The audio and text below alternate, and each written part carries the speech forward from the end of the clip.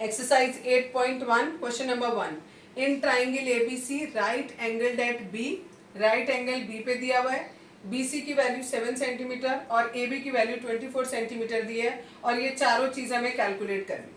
ठीक है, तो पहले हम इसके लिए ट्राइंगल बनाएंगे। जब हमें ये 90 पे B दिया हुआ है, जब हमें एंगल A निकालना है तो हम यहाँ नीचे एंगल A रखेंगे और यहाँ पे हमें एंगल C निकालना है तो हम यहाँ पर एंगल C नीचे रखेंगे, ये A और ये B। ठीक है, ये करने से केवल आपको इजी हो जाएगा, बाकी कोई फर्क नहीं पड़ेगा। इससे भी डायरेक्ट निकाल सकते हैं और उससे भी निकाल सकते हैं। ठीक है, अब देखो यहाँ ये चीज़ हमें दी हुई है 24 और ये हमें दिया हुआ है, सॉरी ये दिया है 24 और ये दिया है हमें 7 सेंटीमीटर। पहले हम हाइपोटेन्यूज कैलकुलेट करेंगे, पाइथागोरस थ्योरम लगाएंगे। 7 का स्क्वायर प्लस 24 का square, it is 49 and it is 576, it is 625 आएगा। AC का स्क्वायर, तो AC की वैल्यू आ गई हमारी 25। ठीक, अब हमें एक बार निकालना है साइन A और एक बार निकालना है कॉज A। साइन A बराबर होता है परपेंडिकुलर अपॉन हाइपोटेन्यूज और ये होता है बेस अपॉन हाइपोटेन्यूज। ठीक, तो इसमें परपेंडिकुलर हमारा 7 है और हाइपोटेन्यूज हमारा 25 है, तो 7/25 और यहाँ पर बेस है हमारा 24 और हाइपोटेन्यूज है 25। ठीक, अब सेम काम हमको करना है इस वाले में। तो इसमें हमारा जो BA है ये 24 दिया है, ये 7 और ये अभी हमने निकाला 25। इस मेथड से सेम मेथड यूज करेंगे, मेथड चेंज नहीं करना है, बिल्कुल सेम वही यूज करना है। अब हमें साइन C निकालना है, ये होता है परपेंडिकुलर अपॉन हाइपोटेन्यूज। परपेंडिकुलर है 24, हाइपोटेन्यूज है 25 और कॉस C बराबर होगा बेस अपॉन हाइपोटेन्यूज।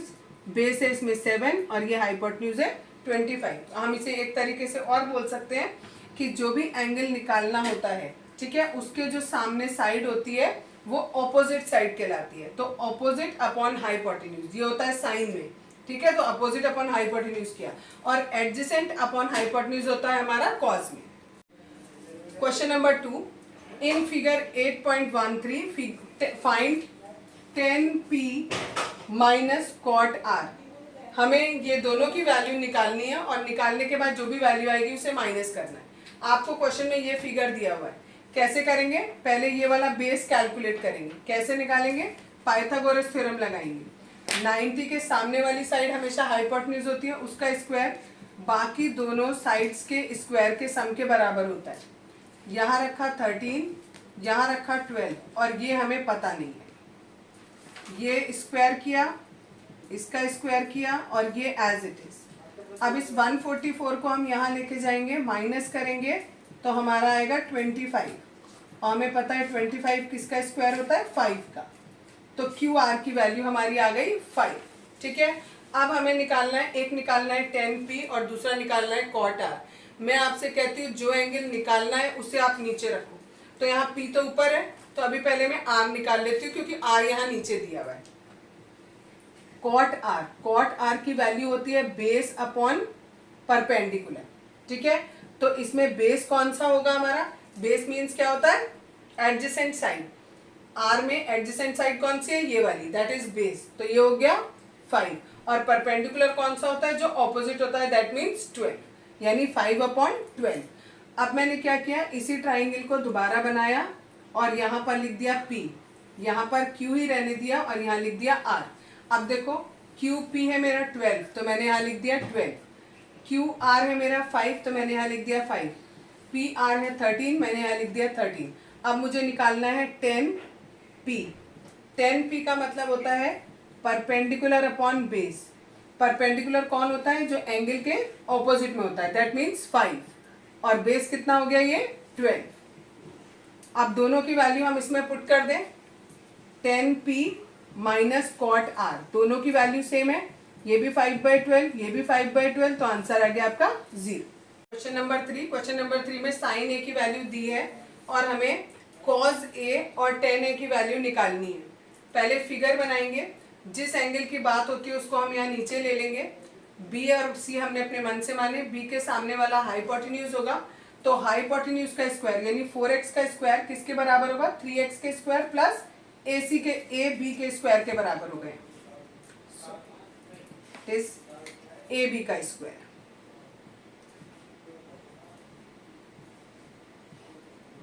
अब हम क्या करेंगे, ये हमने यहाँ पर पाइथागोरस थ्योरम लगाई, ये 3x और ये 4x कहाँ से आए, हमें क्वेश्चन में दिया हुआ है साइन ए बराबर 3/4। साइन बराबर होता है परपेंडिकुलर अपॉन हाइपोटेन्यूज के, यानी परपेंडिकुलर की वैल्यू 3x ले ली और हाइपोटेन्यूज की वैल्यू 4x ले ली। अब हमें पहले ये वाली साइड कैलकुलेट करनी है, इसके लिए हमने पाइथागोरस थ्योरम लगाई, इसका स्क्वायर किया, इसका स्क्वायर किया, ये एज इट इज। इस 9x स्क्वायर को इधर ले गए, माइनस किया 7x स्क्वायर, ए बी का स्क्वायर है ये, यहाँ से स्क्वायर हटाएंगे तो हमारा x बाहर आ जाएगा और 7 रूट के अंदर रह जाएगा। तो यानी ये जो ए बी साइड है ये हमारी x√7 आ गई। अब हमें कॉज ए निकालना है। कॉज ए बराबर होता है बेस अपॉन हाइपोटेन्यूज। बेस की वैल्यू ये, हाइपोटेन्यूज की वैल्यू ये, x से x कट जाएगा, √7/4 एज इट इज रह जाएगा। सिमिलरली tan ए निकालना है, वो बराबर होता है p अपॉन बी, यानी perpendicular upon base. Perpendicular 3x, base x upon √7, x से x कट गया 3/√7। इसको हम रेशनलाइज भी कर सकते हैं क्योंकि ऐसे इरेशनल वैल्यू दिखा रहा है, तो 3√7/7। क्वेश्चन नंबर 4 है, इसमें हमें ये गिवन है 15 cot a इक्वल्स टू 8 और हमें वैल्यू निकालनी है sec a की और sin a की। पहले cot a की वैल्यू हो गई, इस 15 को हम यहाँ नीचे ले आए, 8/15 हो गया। कॉट जो है वो बराबर होता है हमारा बेस अपॉन परपेंडिकुलर की, तो यहाँ पर बेस पे हमने 8x लिख लिया और परपेंडिकुलर में 15x लिख लिया। साइन और सेक दोनों में हमें हाइपोटेन्यूज की जरूरत पड़ती है, तो पहले हम हाइपोटेन्यूज कैलकुलेट करेंगे, पाइथागोरस थ्योरम लगाएंगे। AC हमारा हाइपोटेन्यूज है, उसका स्क्वायर इन दोनों साइड्स के स्क्वायर के सम के बराबर होगा। इसका स्क्वायर किया, इसका भी स्क्वायर किया, दोनों को ऐड किया, ये आया हमारा AC का स्क्वायर। हमें निकालना है खाली AC, तो स्क्वायर रूट कर देंगे, यह आएगा 17x, यानी ये हमारा हाइपोटेन्यूज हो गया 17x। अब हमें इन दोनों की वैल्यू निकालनी है। सेक के बराबर होता है h अपॉन बी के, that means hypotenuse upon base. Hypotenuse ये है, बेस ये है, x से x कैंसिल हो गया, 17/8 हमारा आंसर हो गया। नेक्स्ट है साइन है, ये बराबर होता है p अपॉन h की, 15x अपॉन 17x, x से x कैंसिल हो गया, 15/17।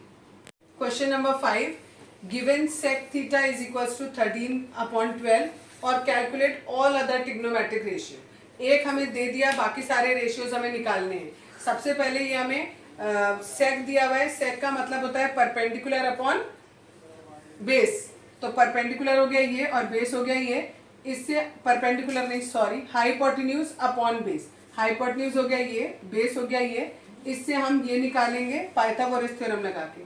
ये हमारा हाइपोटेन्यूज है, इसका स्क्वायर इन दोनों साइड्स के स्क्वायर के सम के बराबर होगा। इसका स्क्वायर किया ये आया, इसका स्क्वायर किया 144 आएगा, इधर लाएंगे तो माइनस में हो जाएगा, माइनस करेंगे तो 25x स्क्वायर होगा। ए बी की वैल्यू आ जाएगी खाली 5x, यानी ये हमारा जो ए बी है ये हमारा 5x आ गया। अब हमने साइन थीटा निकालना है, ये बराबर होता है परपेंडिकुलर अपॉन हाइपोटेन्यूज, तो 5x अपॉन 13x रख दिया, x कट गया 5/13। कॉस थीटा निकालना है, that is base upon hypotenuse, 12x upon 13x, x cut गया 12/13। टेन थीटा बराबर होता है perpendicular upon base, then 5x upon 12x, x cut गया 5/12। कॉट थीटा निकालना है, that is base upon perpendicular, base है ये, परपेंडिकुलर ये, x कट जाएगा 12/5। लास्ट बचा कॉसेक थीटा। सेक थीटा इसलिए नहीं निकाला क्योंकि हमें ये गिवन किया हुआ है। कॉसेक थीटा निकालेंगे हाइपोटेन्यूज अपॉन परपेंडिकुलर, हाइपोटेन्यूज ये, परपेंडिकुलर ये, x से x कट गया, 13/5 इज द आंसर।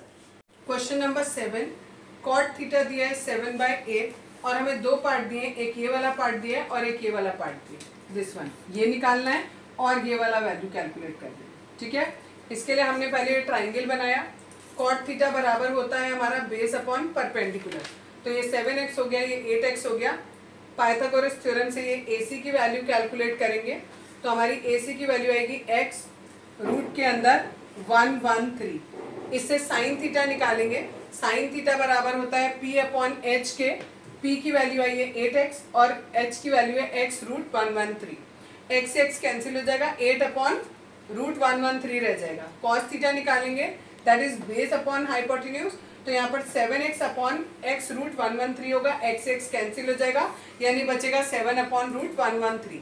अब हमें वैल्यू निकालनी है इसकी, इसमें हम आइडेंटिटी लगाएंगे। यहाँ देखो ये ए प्लस बी दिया है, ए माइनस बी, तो हो जाएगा ए स्क्वायर माइनस बी स्क्वायर। 1 का स्क्वायर करेंगे तो 1 ही आ जाएगा। सिमिलरली नीचे वाला करेंगे, यहाँ भी आइडेंटिटी लगाएंगे। साइन थीटा की वैल्यू हमने निकाली है 8/√113, 8/√113, उस पूरे का स्क्वायर कर देंगे। सिमिलरली कॉस थीटा की वैल्यू है 7/√113, उसका स्क्वायर कर देंगे। इसका स्क्वायर करेंगे तो 64/113 आएगा। 7 का स्क्वायर करेंगे तो 49/113 आएगा। एलसीएम लेके माइनस करेंगे तो यहाँ 49/113 आएगा और यहाँ 64/113। ये 113 से 113 कैंसिल हो जाएगा, 49/64 आंसर हो जाएगा फर्स्ट पार्ट का। सेकंड पार्ट में क्या है, कॉट थीटा का स्क्वायर कर दो। तो कॉट थीटा की वैल्यू ऑलरेडी गिवन की है, तो जो भी वैल्यू हमें दी है उसका स्क्वायर कर देंगे, वो भी हमारा आ गया 49/64। Question number 8, if 3 cot A equals to 4 check whether this one, कि ये आपका इक्वल है या नहीं है, ये हमें प्रूफ करना है। गिवन हमें ये है, यहाँ से हमने 3 को यहाँ नीचे ले गए तो cot A की वैल्यू आ गई 4/3। cot A हमें पता है किसके बराबर होता है, बेस अपॉन परपेंडिकुलर, यानी बेस की वैल्यू 4x और परपेंडिकुलर की वैल्यू 3x मान ली। अब हम इससे हाइपोटेन्यूज कैलकुलेट करेंगे पाइथागोरस थ्योरम लगा के, जो हमारा 5x आ जाएगा। जो पाइथागोरस थ्योरम होती है उसके अकॉर्डिंग हाइपोटेन्यूज का स्क्वायर बाकी दोनों साइड्स के स्क्वायर के सम के बराबर होता है, वही लिखा। वैल्यू रखी दोनों की, दोनों का स्क्वायर किया, दोनों को ऐड किया और लास्ट में AC निकालना है तो स्क्वायर रूट कर दिया। माइनस वाला इसलिए नहीं लेंगे क्योंकि साइड जो है कभी माइनस में नहीं होती है। अब हमें चेक करना है कि ये और ये इक्वल है या नहीं है, तो पहले LHS लेके चले। LHS में हमें 10A की जरूरत पड़ेगी। 10A की वैल्यू हमारी कैसे निकलेगी, that is perpendicular upon base, तो 3x/4x, ये x कैंसिल हो जाएगा यानी 3/4 रह गया। इसमें वैल्यू पुट करेंगे 3/4, यहाँ भी 3/4 वैल्यू पुट करेंगे, स्क्वायर करेंगे 9/16, यहाँ भी स्क्वायर किया 9/16। एलसीएम लेके सॉल्व करेंगे तो यहाँ 7/16 आएगा और नीचे वाले में 25/16 आएगा। 16 से 16 कैंसिल आउट हो जाएगा, 7/25 बचेगा। अब हम ऐसे ही राइट साइड कैलकुलेट करेंगे, उसके लिए हमें cos A और sin A चाहिए। cos बराबर होता है हमारा बेस अपॉन हाइपोटेन्यूज और sin बराबर होता है परपेंडिकुलर अपॉन हाइपोटेन्यूज, वो वैल्यू रखी, x से x कैंसिल कर दिया हमने और cos A की वैल्यू आ गई 4/5, उसका स्क्वायर किया, sin A की वैल्यू 3/5, उसका स्क्वायर किया, दोनों को स्क्वायर करके एलसीएम लेके सॉल्व करेंगे, ये भी हमारा 7/25 आ गया। दैट मीन्स कि ये दोनों के दोनों इक्वल है। Question number 9, in triangle ABC right angle at B, if 10A is equals to 1/√3 then find the value of this expression and this expression। इन दोनों की वैल्यू निकालनी है। 10A की वैल्यू 1/√3 दी है। 10A बराबर होता है परपेंडिकुलर अपॉन बेस के, दैट मीन्स इसको हमने x मान लिया क्योंकि ये 1 दिया है तो 1x हो गया और ये x√3 हो गया। इससे अभी हम पहले हाइपोटेन्यूज निकालेंगे। हाइपोटेन्यूज निकालने के लिए पाइथागोरस थ्योरम, दोनों बाकी जो साइड्स बचे उनके स्क्वायर के सम के बराबर होगा। इसका स्क्वायर किया ये, इसका स्क्वायर किया यहाँ, ये स्क्वायर करने के बाद ऐड किया 4x²। ये AC स्क्वायर की वैल्यू है, AC निकालनी है तो इसका स्क्वायर रूट कर देंगे, 2x आ जाएगा, यानी हाइपोटेन्यूज हो गया 2x। अब हमें वैल्यू निकालनी है इस एक्सप्रेशन की। इस एक्सप्रेशन में sine A cos C cos A sin C आ रहा है, यानी दो वैल्यूज A से आ रही हैं और दो वैल्यू C से आ रही है। तो जो वैल्यू A की आ रही है वो हम इस ट्राइंगल से निकालेंगे और जो वैल्यू C की आ रही है उसके लिए हमने एक और अलग ट्राइंगल बना लिया। ये वाले ट्राइंगल से हमें साइन की वैल्यू निकालनी है। साइन A बराबर होता है perpendicular upon hypotenuse, perpendicular x, hypotenuse 2x, तो x/2x हो गया। ठीक है, अभी पहले cos A की भी इसी से निकाल लेते हैं। cos A होता है बेस अपॉन हाइपोटेन्यूज, बेस की A हाइपोटेन्यूज की A, ये वाले वैल्यू रख दी। ठीक है, अब हमें निकालना है cos की। cos में हमने ये फिगर बनाया, इसमें हमने C यहाँ रखा, A यहाँ रखा। अब हम क्या करेंगे, cos की वैल्यू बराबर होती है बेस अपॉन हाइपोटेन्यूज यानी x/2x और साइन की वैल्यू होती है परपेंडिकुलर अपॉन हाइपोटेन्यूज यानी दिस अपॉन दिस। अब ये x आपस में कैंसिल हो जाएंगे सारे, यहाँ बचेगा ऊपर 1 और नीचे 2 2 ज़ा 4, यहाँ पर √3 × √3 इज 3 और 2 × 2 इज 4। एलसीएम लेके सॉल्व करेंगे, हमारा आंसर 1 आ जाएगा। सिमिलरली अब ये वाला पार्ट करेंगे, सबकी वैल्यू हमारे पास ऑलरेडी निकली हुई है, हमें बस वैल्यू पुट करनी है। cos A की वैल्यू देखो ये रही, √3/2 हमने निकाली थी। cos C की वैल्यू हमारी 1/2 आई थी, माइनस साइन A की वैल्यू 1/2 आई थी और साइन C की वैल्यू √3/2 आई थी। दोनों ही इक्वल दिख रहे हैं, एलसीएम लो या मत लो आपका आंसर क्या आ जाएगा 0/4 that is 0। Question number 10 in triangle P Q R right angled at Q और आपको दिया है पी आर और आर क्यू इन दोनों का सम 25 दिया और पी क्यू हमें 5 दिया, यानी इस और इस साइड का सम हमें 25 दे रखा है। थोड़ी देर के लिए हम मानते हैं कि ये वाली साइड हमारी x है, तो ये वाली साइड हमारी 25 माइनस एक्स हो जाएगी। क्यों? क्योंकि इन दोनों का सम हमें 25 दिया है। अब इसमें पाइथागोरस थ्योरम अप्लाई करी, ये हाइपोटेन्यूज है, इसका स्क्वायर किया, बाकी दोनों साइड एक ये है और एक ये है, इनका स्क्वायर किया। यहाँ a माइनस बी का होल स्क्वायर लगाया, a square plus B square minus 2ab equals to इसका स्क्वायर किया और ये स्क्वायर किया। एक्स स्क्वायर से एक्स स्क्वायर कैंसिल हो गया। इस 625 में से ये 25 में इधर लाऊंगी माइनस में, तो केवल 600 बचेगा और 50 को मैं राइट में ले गई तो 50x हो गया। अब 50 को यहाँ नीचे ले जाएंगे, सॉल्व करेंगे तो x की वैल्यू 12 आ जाएगी। ये वैल्यू अगर मैं यहाँ पुट करती हूँ तो यहाँ पर ये परपेंडिकुलर 12 आ गया और यहाँ 25 माइनस 12 इज 13, ये 13 आ गया। अब हमें साइन कॉस और टेन की वैल्यू निकालनी है। साइन की वैल्यू होती है p/h, दैट मीन्स 12/13 हो गया। कॉस की वैल्यू बेस अपॉन h होती है तो 5/13 और टेन की वैल्यू p/b यानी 12/5। Question number 11 state whether the following statements are true और false, justify your answer.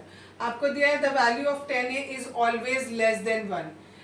10a की वैल्यू हमेशा 1 से कम होगी। 10 बराबर होता है परपेंडिकुलर अपॉन बेस के। जरूरी नहीं है कि ये वाली वैल्यू इस वाली वैल्यू से हमेशा छोटी हो, ये भी जरूरी नहीं है कि ये वाली वैल्यू इस वाली वैल्यू से हमेशा छोटी हो। फॉर एग्जाम्पल अगर हमने ये लिया 12/5 लिया, यहाँ 5/12 लिया, तो दोनों केस में, इस केस में क्या हो रहा है, अगर हम 10a निकाल रहे हैं तो हमारी वैल्यू आ रही है 12/5 जो कि 1 से बड़ी है, और अगर इस केस में मैं 10a निकालती हूँ तो वो आएगा मेरा 5/12, ये हमारा लेस देन 1 है। ठीक है, और ये भी हो सकता है किसी केस में कि हमारी ये दोनों की दोनों वैल्यूज, ये और ये दोनों वैल्यूज इक्वल हो। सपोज ये भी 1 है, ये भी 1 है और ये √2 है। इस केस में 10a की वैल्यू मेरी 1 हो जाएगी। लेकिन मैं ये कंपलसरी नहीं कह सकती कि हमेशा जो है वो 10a की वैल्यू लेस देन 1 होगी। देखा, कभी 1 आ रही है, कभी ग्रेटर देन 1 आ रही है और कभी लेस देन 1 आ रही है, तो ये स्टेटमेंट फॉल्स है। सेकेंड स्टेटमेंट है सेक a की वैल्यू दी है 12/5। क्या ये वैल्यू पॉसिबल है किसी a के लिए? तो यहाँ पर देखो 12/5 है, सेक a की वैल्यू होती है हाइपोटेन्यूज अपॉन बेस। हाइपोटेन्यूज हमने ये माना और बेस हमारा ये माना।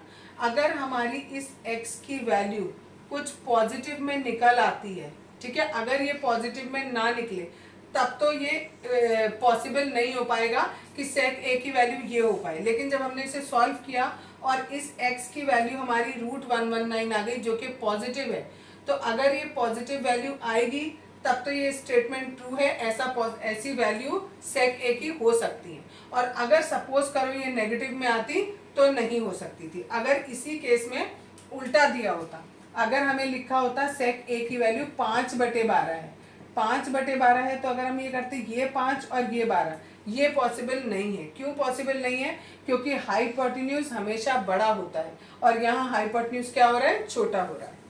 थर्ड वाला स्टेटमेंट है cos A is the abbreviation use for the cosecant of angle A।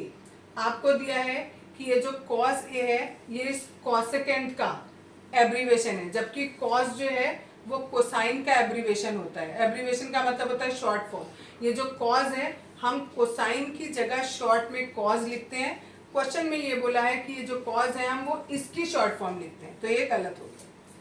Question number 4 है, पार्ट 4 इसका, cot A। उन्होंने बोला है cot A जो है is the product of cot and A, यानी cot A cot और A का प्रोडक्ट है, जबकि ऐसा कुछ नहीं होता। cot A एक सिंगल वैल्यू है, ठीक है, ये किसी दो चीजों का प्रोडक्ट नहीं है। अगर हमें cot A बोला जाता है तो हम क्या करते हैं, ऐसे ट्राइंगल बनाते हैं, इसको A लेते हैं और बेस अपॉन परपेंडिकुलर, ये इसकी वैल्यू हो जाती है। cot A का मतलब कोई दो चीजें नहीं है, cot A का मतलब एक सिंगल चीज है, और यहाँ इन्होंने बोला कि ये cot का और A का प्रोडक्ट होता है, जो कि गलत है।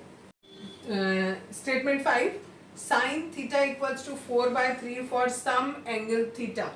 थीटा की किसी वैल्यू के लिए ये पॉसिबल है या नहीं है। यहाँ 4 और यहाँ 3। हाइपोटेन्यूज हमेशा जो भी आपकी साइड्स होती है उनसे बड़ा होता है, और यहाँ पर हाइपोटेन्यूज साइड से छोटा आ रहा है, दैट मीन्स ये पॉसिबल नहीं है। एग्जाम्पल नंबर 2, इस क्वेश्चन में हमें दिया है साइन बी और साइन क्यू इक्वल है और हमें प्रूफ करके दिखाना है कि एंगल बी और एंगल क्यू इक्वल है। इस क्वेश्चन को प्रूफ करने के लिए हमें सिमिलर ट्राइंगल पे जाना पड़ेगा।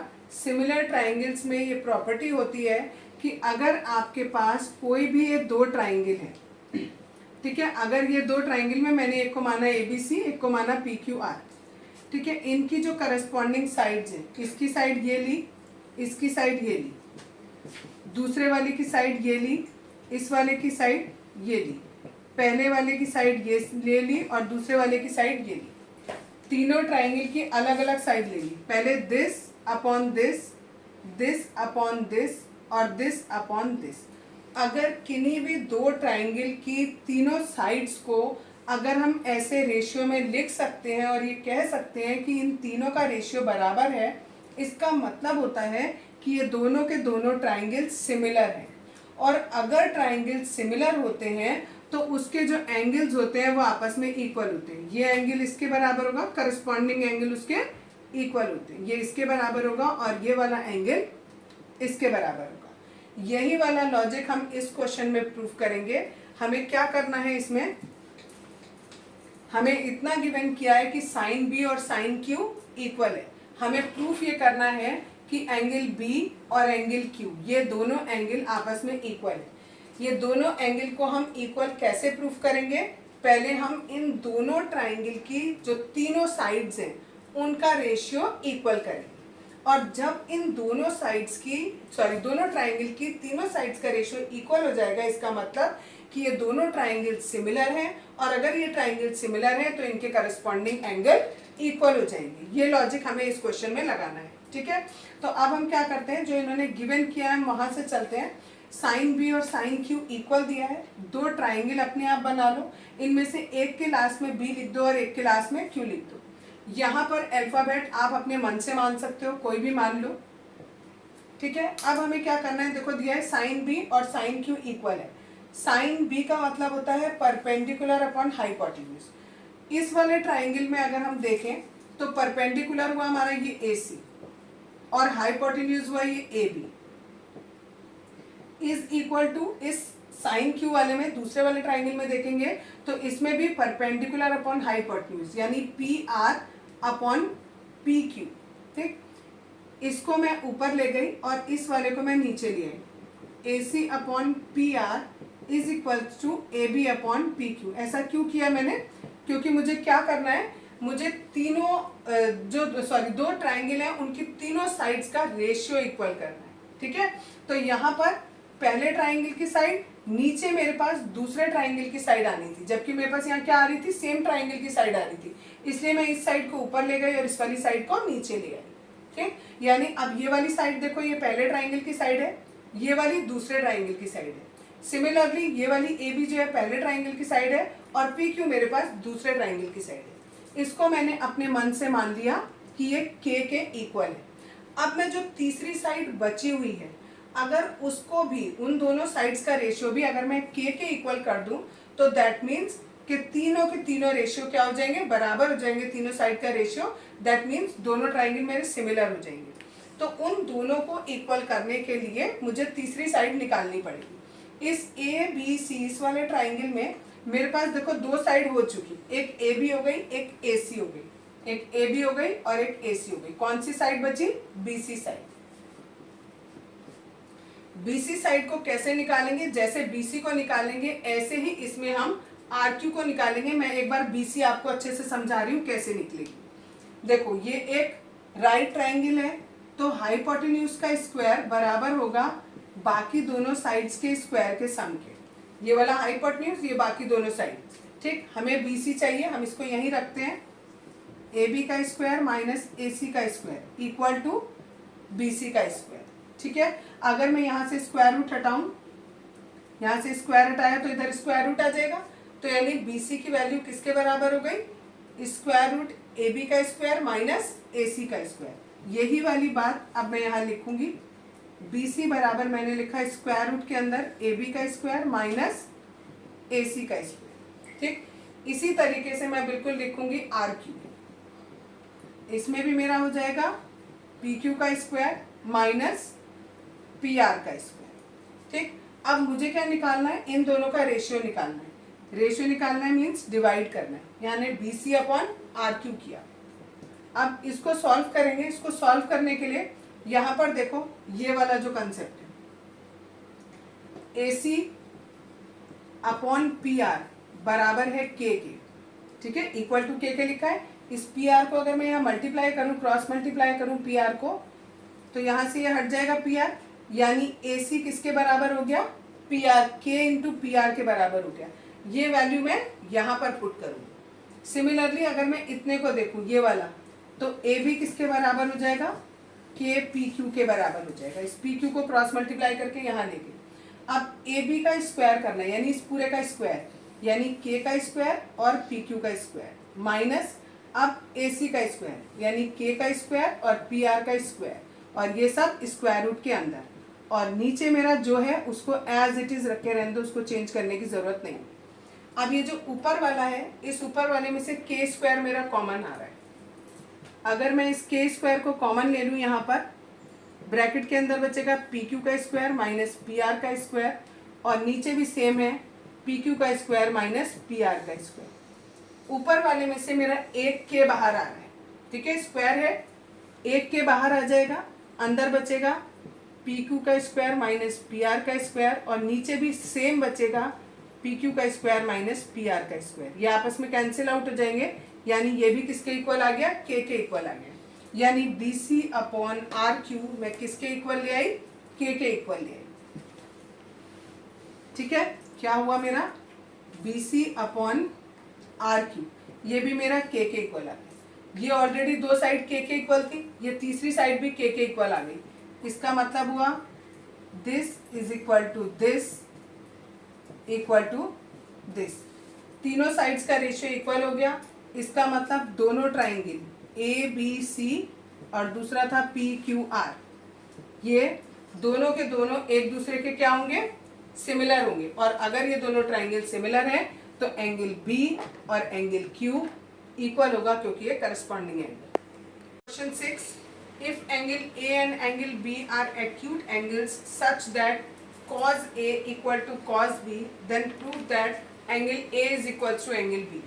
ये क्वेश्चन में हमें गिवन किया है और हमें प्रूफ करना है कि एंगल ए और एंगल बी बराबर है। इसको प्रूफ करने के लिए पहले हम इन दोनों ट्राइंगल को सिमिलर करेंगे। जब ये दोनों ट्राइंगल सिमिलर हो जाएंगे, तो जब ट्राइंगल सिमिलर होते हैं तो उनके करस्पॉन्डिंग एंगल्स बराबर होते हैं। सिमिलर करने के लिए हमें क्या प्रूफ करना पड़ेगा, इस ट्राइंगल की तीनों साइड और इस ट्राइंगल की तीनों साइड का रेशियो इक्वल प्रूफ करना पड़ेगा। उसके लिए हमने क्या किया, जो हमें क्वेश्चन में गिवन है cos A equal to cos B। cos A बराबर होता है बेस अपॉन हाइपोटेन्यूज, बेस हुआ QA और हाइपोटेन्यूज हुआ PA, वो हमने लिख दिया। ऐसे ही हमने cos B में लिखा, ये बेस और ये हाइपोटेन्यूज, ये लिख दिया। PA को इधर लिखेंगे, SB को इधर लिखेंगे। ठीक है, ये एग्जाम्पल में बताया था क्यों।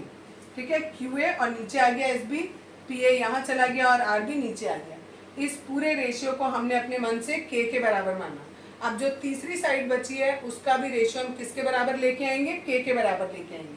अगर वो हमारा के बराबर आ जाएगा तो तीनों साइड का रेशियो के बराबर आ जाएगा, और तीनों जो साइड्स हैं उनका रेशियो इक्वल हो जाएगा, तो दोनों ट्राइंगल सिमिलर हो जाएंगे। और दोनों ट्राइंगल सिमिलर होंगे तो हम करस्पॉन्डिंग एंगल को बराबर कह देंगे। तीसरी साइड का रेशियो निकालना है, तो इस वाले ट्राइंगल की देखो, इस साइड और इस साइड का हम यूज कर चुके। कौन सी साइड बची, ये वाली साइड बची। सिमिलरली इसमें हम इस और इस साइड का यूज कर चुके, यहाँ पर ये वाली साइड बची। इन दोनों साइड्स को लिखा है, इनका रेशियो बताना है। जो ये पी क्यू साइड है, ये वाली जो पी क्यू साइड है, पाइथागोरस थ्योरम लगा के इसको कैलकुलेट करेंगे। ये हाइपोटेन्यूज है PA, इसका स्क्वायर, बाकी दोनों साइड बची, एक PQ एक QA, इनके स्क्वायर के सम के बराबर होगा। हमें इसमें से निकालना है ये PQ, AP माइनस QA का square is equals to PQ का स्क्वायर बचा। यहाँ से स्क्वायर हटाऊंगी तो इस तरफ स्क्वायर रूट आ जाएगा, AP का स्क्वायर माइनस QA का स्क्वायर इक्वल टू PQ का स्क्वायर। तो PQ के स्क्वायर की जगह पर मैंने ये लिख दिया। ठीक है, सिमिलरली जो दूसरा ट्राइंगल है उस ट्राइंगल में भी हम ऐसे ही करेंगे और RS की वैल्यू निकालेंगे, वो यहाँ हो जाएगी। अब इस वाले में देखो, पी ए और अपॉन आर बी बराबर के दिया है, तो पी ए की वैल्यू कितनी हो गई, के इंटू आर बी के बराबर होगी। पी ए का स्क्वायर करना है, दैट मीन्स के इंटू आर बी का स्क्वायर करना है। के का स्क्वायर लिखा और आर बी का स्क्वायर लिखा। आर का अलग और बी का अलग स्क्वायर क्यों नहीं किया, क्योंकि आर बी एक सिंगल साइड है, इसलिए इसको एक साथ लिया है। ठीक, यहाँ पर ये वैल्यू हमने पुट कर दी। सिमिलरली हमें क्यू ए चाहिए। अब यहाँ पर देखो, ये Q A upon S B बराबर है ये भी के, तो क्यू ए किसके बराबर हो गया, के इंटू एस बी के बराबर हो गया। इसका भी स्क्वायर करना है, तो यहाँ भी स्क्वायर आ गया। इन दोनों में से हमें ये के स्क्वायर कॉमन दिख रहा है, ये के स्क्वायर हमने कॉमन लिया, और कॉमन लेके क्योंकि उसके ऊपर स्क्वायर रूट है तो हमने उसे स्क्वायर रूट से बाहर निकाल दिया, तो खाली के आ गया। अंदर आर बी का स्क्वायर बचा और यहाँ एस बी का स्क्वायर, और बीच में माइनस, और नीचे भी बिल्कुल सेम वैसा ही है, तो ये और ये कैंसिल हो गए, खाली आ गया के इक्वल। इन दोनों का रेशियो हमने पहले ही के बराबर बोला था, और तीसरी साइड का ratio P Q upon R S भी हमारा किसके बराबर, के बराबर आ गया, यानी तीनों साइड्स का रेशियो इक्वल आ गया। तीनों साइड का रेशियो इक्वल है, दैट मीन्स दोनों ट्राइंगल सिमिलर है। दोनों ट्राइंगल सिमिलर है, इसलिए हम उनके करस्पॉन्डिंग एंगल को इक्वल कह सकते हैं, इसलिए एंगल ए और एंगल बी इक्वल है।